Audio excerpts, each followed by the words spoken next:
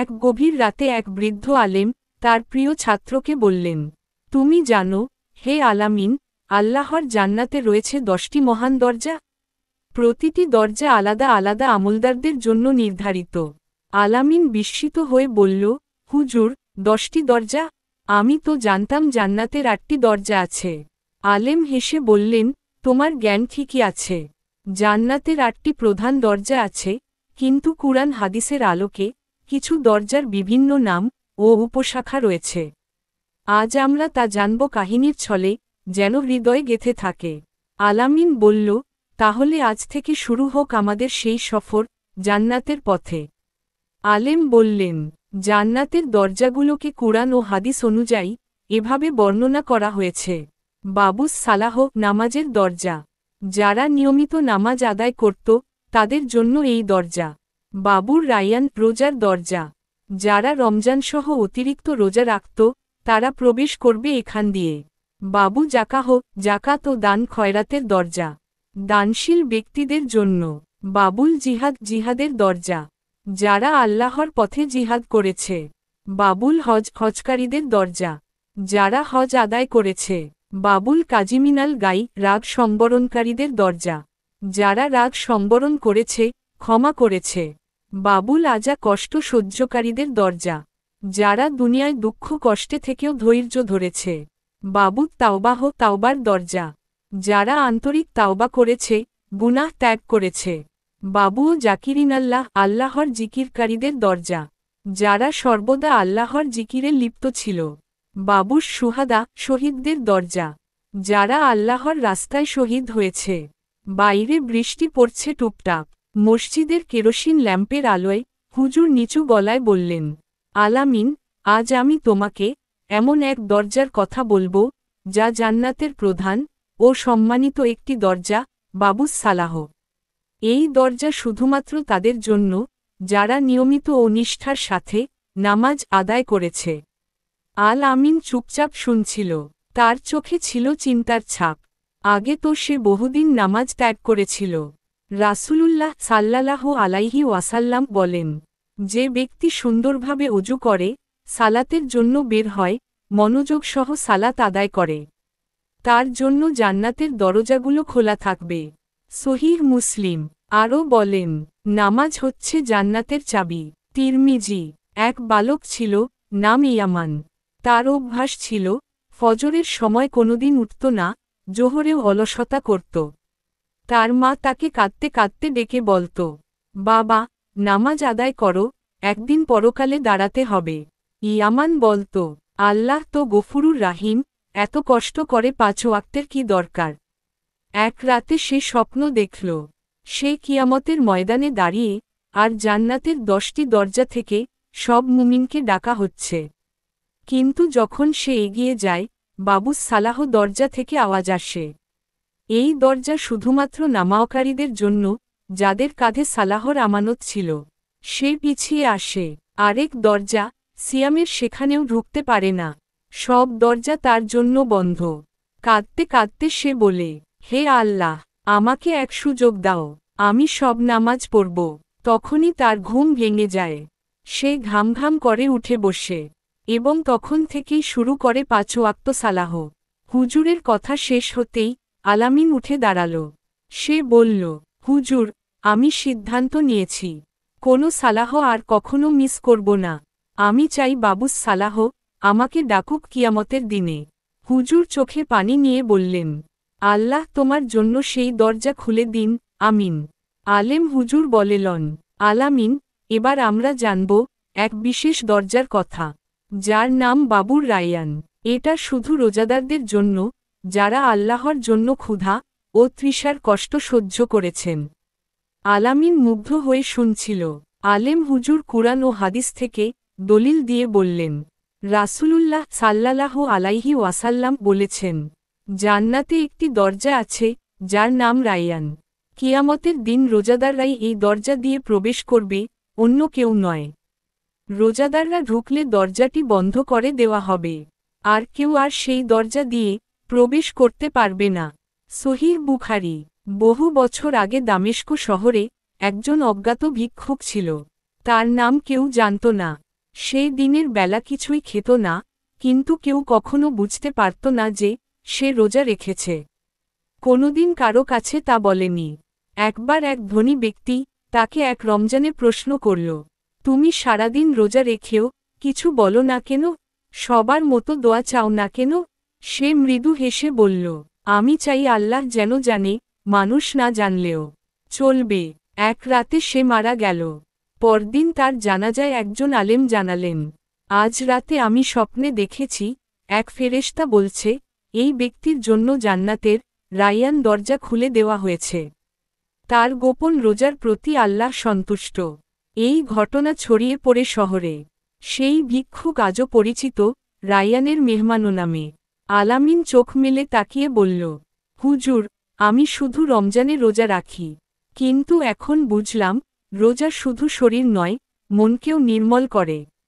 আলেম হুজুর বললেন, হ্যাঁ আলামিন, শুধু রমজান নয়, নফল রোজা, যেমন আরাফা, আশুরা, সোম ও বৃহস্পতিবার, এগুলো জান্নাতের রায়্যান দরজার পথে একটি সেতু।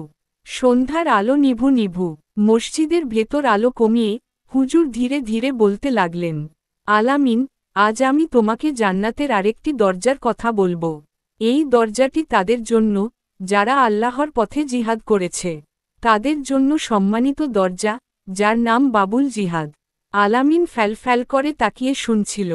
হুজুর কুরআন ও হাদিস থেকে প্রমাণ এনে বললেন, রাসূলুল্লাহ সাল্লাল্লাহু আলাইহি ওয়াসাল্লাম বলেন, যে ব্যক্তি আল্লাহর পথে জিহাদে অংশ নেয়, সে জান্নাতের বাবুল জিহাদ দিয়ে প্রবেশ করবে। তিরমিজি। আরেক হাদিসে আসে, জান্নাতে এমন একটি দরজা আছে যার নাম বাবুল জিহাদ। কিয়ামতের দিন এই দরজা শুধুমাত্র মুজাহিদদের জন্য খোলা হবে। সহিহ ইবনে হিব্বান। তাবুক যুদ্ধের সময় এক সাহাবীর নাম ছিল হারিস ইবনে আমর রাদিয়াল্লাহু আনহু। তিনি চুপচাপ ছিলেন, বড় বড় বক্তৃতা করতেন না, যুদ্ধের সময় অতি সাধারণ একজন। কিন্তু তার হৃদয়ে ছিল আল্লাহর জন্য সবকিছু উৎসর্গ করার মানসিকতা। যুদ্ধ চলাকালে এক রাতে তিনি বললেন, ভাইয়েরা, যদি আমি শহীদ হই, দাফনের আগে আমার পকেট দেখবে। একটা ছোট চিঠি আছে। যুদ্ধ শুরু হল। পরদিন সকালে সবাই জানল হারিস শহীদ হয়েছেন। যখন তাকে গোসল দেওয়া হচ্ছিল, একজন সাহাবী পকেটে একটি চিঠি পেলেন। তাতে লেখা ছিল, হে আল্লাহ, আমি তোর কাছে শহীদের দরজা চাই। আমার কিছুই নেই, কিন্তু তুই জানিস আমি সত্যিই চাই, শুধু তোকে পাওয়ার জন্য প্রাণ দিতে। আমাকে বাবুল জিহাদ দিয়ে ডাকিস, হে প্রভু। সবাই কেঁদে ফেলল।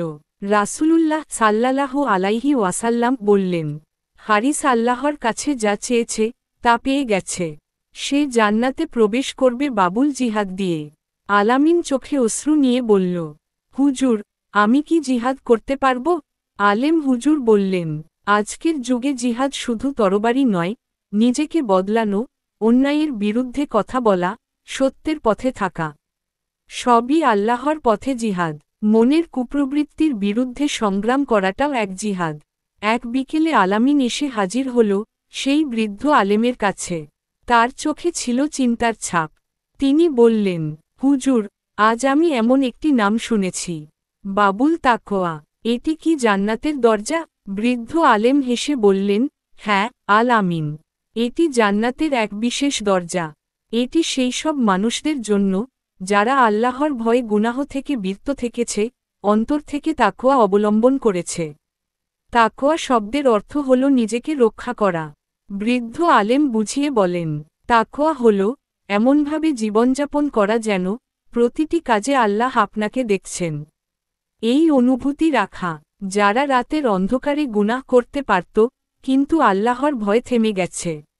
যারা হারাম উপার্জন এড়িয়ে গেছে, যদিও সহজ ছিল। যারা রোজা, নামাজ, জাকাত কেবল লোক দেখানোর জন্য নয়, বরং আল্লাহকে সন্তুষ্ট করার জন্য করেছে। তারা সবাই তাকওয়াদার। হজরত উবাই ইবনে কাব রাদিয়াল্লাহু আনহু হতে বর্ণিত, রাসূলুল্লাহ সাল্লাল্লাহু আলাইহি ওয়াসাল্লাম বলেন, আল্লাহ তায়ালা জান্নাতে একটি দরজা রেখেছেন যার নাম বাবুল তাকওয়া। এতে কেবলমাত্র সেই সব লোক প্রবেশ করবে যারা জীবদ্দশায় সত্যিকারের তাকওয়ার সাথে জীবন যাপন করেছে। বৃদ্ধ আলেম বললেন, আলামিন, তাকওয়া শুধু দাড়ি টুপি বা পাঞ্জাবি নয়। তাকওয়া হল আল্লাহকে ভয় করে নিজের নফসকে সংযত করা। আলামিন মাথা নিচু করে বলল, হুজুর, তাহলে যেসব সময় আমি গোপনে ফোনে গুনাহ করেছি, কিন্তু পরে আফসোস করে কেঁদেছি, সেটাও কি তাকওয়া? হ্যাঁ, তাওবা করাও তাকওয়ার চিহ্ন। যখন অন্তর ভয় করে গুনাহ থেকে ফিরে আসে, তখন জানো, আল্লাহ তোমার দিকে তাকিয়ে আছেন।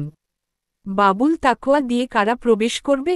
যারা আল্লাহর ভয় করে, গোপন পাপ ত্যাগ করে, দুনিয়ার চাকচিক্য এড়িয়ে সহজ জীবন বেছে নেয়, অহংকার, হিংসা, গীবত থেকে নিজেকে দূরে রাখে, শুধু আল্লাহর সন্তুষ্টির জন্য কাজ করে, তারা জান্নাতের এই বাবুল তাকওয়া দিয়ে প্রবেশ করবে।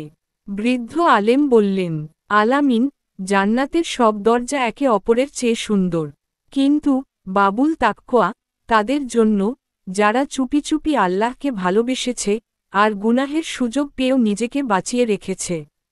আলামিন আবেগে জড়িয়ে পড়ল, চোখে পানি নিয়ে বলল, হুজুর, আমি এখন থেকে সেই পথেই চলব। আমি তাকওয়ার পথকেই নিজের জীবন বানাব। নিশ্চয়ই আল্লাহ তাকওয়াবান্দেরই ভালোবাসেন। সূরা তাওবা, আয়াত ৯ ও ৪। এবার আলেম বললেন, এবার তোমাকে জানব জান্নাতের আরেক দরজা, বাবু জাকাহ সম্পর্কে। রাসূল সাল্লাল্লাহু আলাইহি ওয়াসাল্লাম বলেছেন, সদকা দান আগুন নিভিয়ে দেয়, যেমন পানি আগুন নিভিয়ে দেয়। সহিহ বুখারী। সদকা তোমার মাল থেকে কমে না, বরং আল্লাহ তা বরকত করেন। সহিহ মুসলিম। মুফতি মুহাম্মদ নামে একজন প্রতিদিন রাতে গরিবদের ঘরে গোপনে খাদ্য ও অর্থ দিয়ে যেতেন। কেউ কখনো জানতে পারেনি কার থেকে তারা সাহায্য পাচ্ছে। একবার এক গরিব মহিলা কাঁদতে কাঁদতে বললেন, আল্লাহ আমার মুমিন ভাইকে সাফল্য দিক, যিনি অচেনা থাকলেও আমার সন্তানদের খাবার দিয়েছেন। মুফতি মুহাম্মদ বলেন, সদকা হল জান্নাতের দরজা খুলে দেয়ার চাবিকাঠি। আলামিন বলল, হুজুর, আমি কি এমন গোপন সদকার যোগ্য হব? হুজুর বললেন, যদি তুমি হাসি মুখে, গোপনে এবং খাঁটি মন নিয়ে দান করো, ইনশাআল্লাহ সেই দরজা তোমার জন্য খুলে যাবে। নামাজ শেষে মসজিদের এক কোণায় বসেছিলেন সেই চেনা মুখ বৃদ্ধ আলেম। আলামিন শান্তভাবে তার পাশে এসে বসল। আলামিন বলল, হুজুর, আজ যে দরজার কথা বলবেন, তার নাম শুনেছি খুব কম মানুষই জানে। আলেম মাথা নেড়ে বললেন, হ্যাঁ আলামিন, আজ বলবো এক অনন্য দরজার কথা, বাবুল কাজিমিনাল গাই। আলামিন চোখে বিস্ময় নিয়ে বলল, এটা কাদের জন্য হুজুর? আলেম কোমল কণ্ঠে উত্তর দিলেন, এই দরজা তাদের জন্য, যারা রাগ ও ক্ষোভ দমন করে, ক্ষমা করে দেয় মানুষকে। কুরআনে বলা হয়েছে, যারা রাগ সংবরণ করে, মানুষকে ক্ষমা করে, আল্লাহ ভালোবাসেন সেসব সৎকর্মশীলকে। সূরা আলে ইমরান, আয়াত ১৩৪। আলেম বললেন, শুনো, একবার এক যুবক হজ থেকে ফিরে এসে শহরের এক চা দোকানে কাজ নিল। একদিন তার সামান্য ভুলে এক বৃদ্ধ রেগে গিয়ে কষে থাপ্পড় মারলেন। সবাই অবাক হয়ে গেল। যুবকটি কোনো প্রতিক্রিয়া না দেখিয়ে শুধু বলল, হুজুর, আপনি আমার বাবার বয়সী, আল্লাহ আপনাকে হেদায়েত দিন। পরে জানা গেল, সেই যুবক একজন হাফেজ। তিনি বলেছিলেন, আমি যদি আজ রাগে বদলা নিতাম, হয়তো জান্নাতের ওই দরজা আমার জন্য বন্ধ হয়ে যেত। আলামিন গভীরভাবে বলল, হুজুর, আমি প্রায়ই রেগে যাই, কিন্তু এখন থেকে চেষ্টা করব রাগ সংবরণ করতে, কারণ আমি চাই বাবুল কাজিমিনাল গাই আমার জন্য খুলে যাক। আলেম মুচকি হেসে বললেন, তুমি রাগ দমন করলে শুধু জান্নাতের দরজা নয়, মানুষের হৃদয়ের দরজাও খুলে যাবে। গ্রামের এক তরুণী ছিল, নাম আয়েশা। তিনি ছোট থেকেই স্বপ্ন দেখতেন মক্কায় গিয়ে হজ করার, কিন্তু পরিবারের আর্থিক সমস্যার কারণে বারবার সে স্বপ্ন স্থগিত হতো। একবার হুজুর তার কাছে বললেন, আল্লাহ বলেন, হজ সম্পন্ন করো যারা সামর্থ্য রাখে। সূরা আল ইমরান। আয়েশা দৃঢ় মন নিয়ে কাজ শুরু করল। তার ছোট ছোট সঞ্চয় থেকে টাকা জমাতে লাগল। অনেক কষ্টের পর সে অবশেষে হজ পালনের জন্য যাত্রা করল। রাসূলুল্লাহ সাল্লাল্লাহু আলাইহি ওয়াসাল্লাম বলেছেন, যে ব্যক্তি ঈমানের সাথে এবং হজের জন্য খরচ ব্যয় করে, সে জান্নাতের বাবুল হজ দরজা দিয়ে প্রবেশ করবে। তিরমিজি। আয়েশা মক্কায় গিয়ে তাওয়াফ সাই মিনায় দাঁড়িয়ে আল্লাহর কাছে দোয়া করল। সে তার জীবনের সব পাপ মাফ করার জন্য সৃষ্টিকর্তার কাছে বিনীত হল। হজ শেষে যখন সে দেশে ফিরল, তার মনে শান্তি এবং ঈমানের উজ্জ্বলতা ছড়িয়ে পড়ল।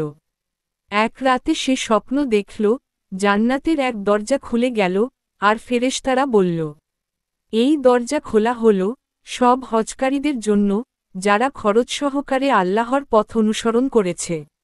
আলামিন শুনে বলল, হুজুর, আমি ইচ্ছে করি যেন আমি একদিন সেই দরজায় প্রবেশ করি।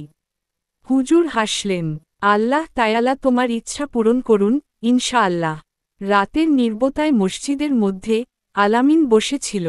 হুজুর তার দিকে গম্ভীর মায় তাকিয়ে বললেন, আলামিন, আজ আমরা কথা বলবো সেই দরজার কথা, যেটি আল্লাহর রহমতে খোলা হয় শুধু তাদের জন্য যারা আন্তরিকভাবে তাওবা করেছে। তার নাম বাবুল তাওবা। আলামিন ভেবে বলল, হুজুর, তাওবা ছাড়া কি জান্নাতে প্রবেশ সম্ভব? হুজুর বললেন, না আলামিন, তাওবা হচ্ছে জীবনের নবজীবন। যে ব্যক্তি সৎ হৃদয় নিয়ে গুনাহ থেকে ফিরে আসে, আল্লাহ তার জন্য বিশেষ দরজা খুলে দেন।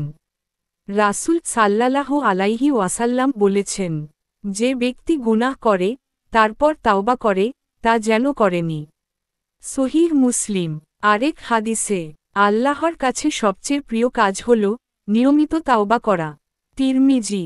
এক শহরে বাস করত এক যুবক, নাম জাবির। সে অনেক পাপ করত, মিথ্যা বলত, কবরেও অবজ্ঞা করত। একদিন তার এক প্রিয় বন্ধুর মৃত্যু হয়। জানাজায় গিয়ে সে প্রচণ্ড কষ্ট পেল এবং নিজেকে কঠোরভাবে বিচার করতে শুরু করল। সে রাতভর কেঁদে কেঁদে আল্লাহর কাছে তাওবা করল, হে আল্লাহ, আমি আমার সমস্ত পাপ থেকে ফিরে আসি। আমাকে ক্ষমা করো এবং জান্নাতের দরজাগুলো খুলে দাও। তার এই আন্তরিক তাওবা আল্লাহর কাছে গ্রহণযোগ্য হল এবং সে জান্নাতে বাবুল তাওবা দিয়ে প্রবেশের আশা পেল। আলামিন চোখে পানি নিয়ে বলল, হুজুর, আমি চাই যেন আমি সবসময় আল্লাহর কাছে ফিরে আসতে পারি। হুজুর বললেন, আলামিন, তাওবা করো, প্রত্যেক দিন করো, কারণ আল্লাহ তোমার ফিরে আসার অপেক্ষায়। মসজিদের কোণে বসে ছিলেন বৃদ্ধ আলেম। তার সামনেই বসে ছিল তরুণ আলামিন, গভীর মনোযোগে শুনছিলেন। আলেম শুরু করলেন, আলামিন, জান্নাতে এক দরজা আছে যার নাম বাবুল শিহাদা। এটা আল্লাহর পথে শহীদ হওয়া ব্যক্তিদের জন্য আলাদা দরজা। আলামিন প্রশ্ন করল, হুজুর, কি হয় শহীদদের জন্য এত বিশেষ মর্যাদা?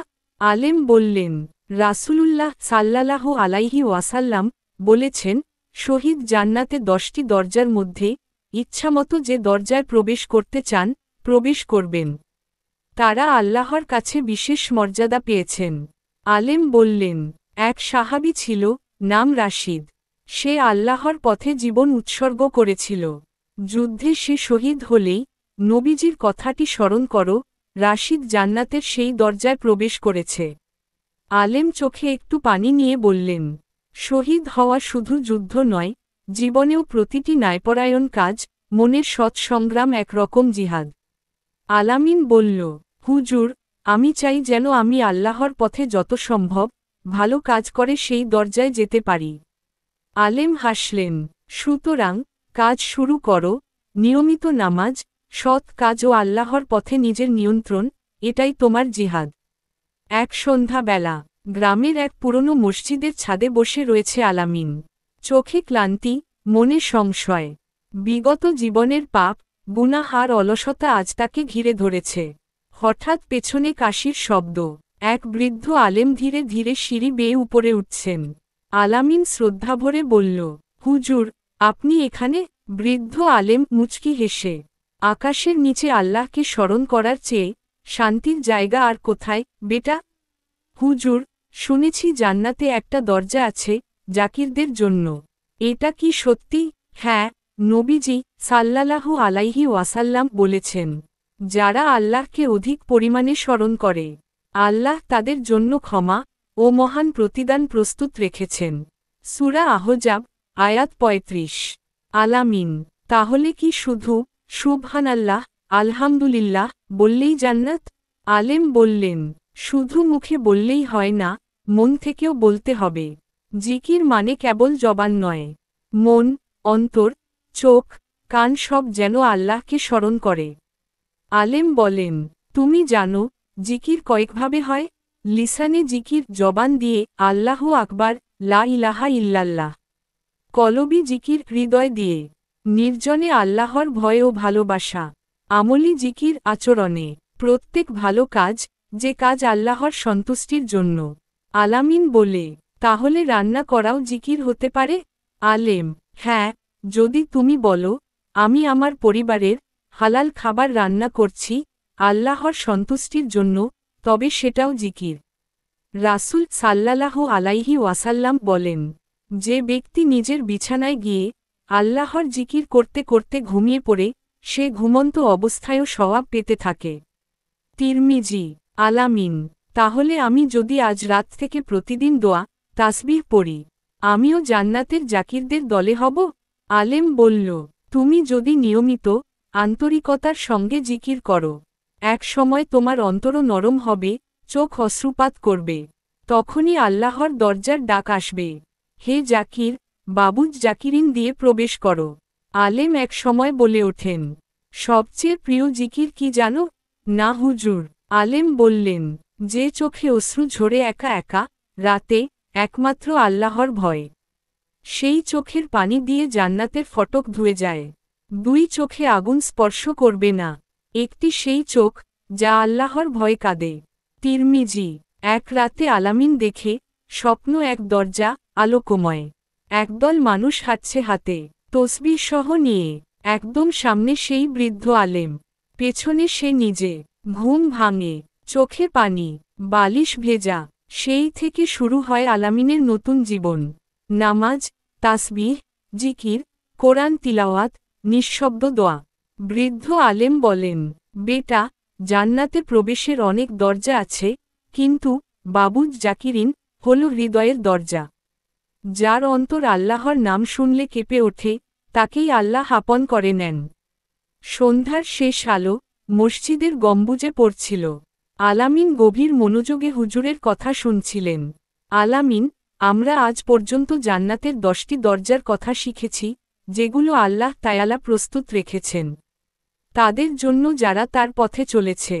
হুজুর বললেন, কিন্তু জান্নাতের দরজা খোলা হবে শুধু তাদের জন্য, যারা আল্লাহর প্রতি অবিচল বিশ্বাস এবং সৎ আমল করেছে। অবশ্যই যারা ঈমান এনেছে এবং সৎকাজ করেছে, তাদের জন্য জান্নাতের বাগান রয়েছে যেখানে নদী বয়ে চলেছে। তাদের জন্য সেখানে চিরস্থায়ী বাসস্থান। সূরা আল বাকারা। আলামিন বলল, হুজুর, আজ আমি বুঝেছি জান্নাত কোনো কল্পকাহিনী নয়, বরং আমাদের নিয়ত ও আমলের ফল। হুজুর হাসিমুখে বললেন, আলামিন, আজ থেকে জীবন নতুন করে শুরু করো। আল্লাহর রহমত তোমার পথ আলোকিত করুক। হে আল্লাহ, আমাদের জান্নাতের দরজা খুলে দাও। আমাদের আমল ও নিয়তকে কবুল করো। আমাদের তাওবা কবুল করো। আমিন।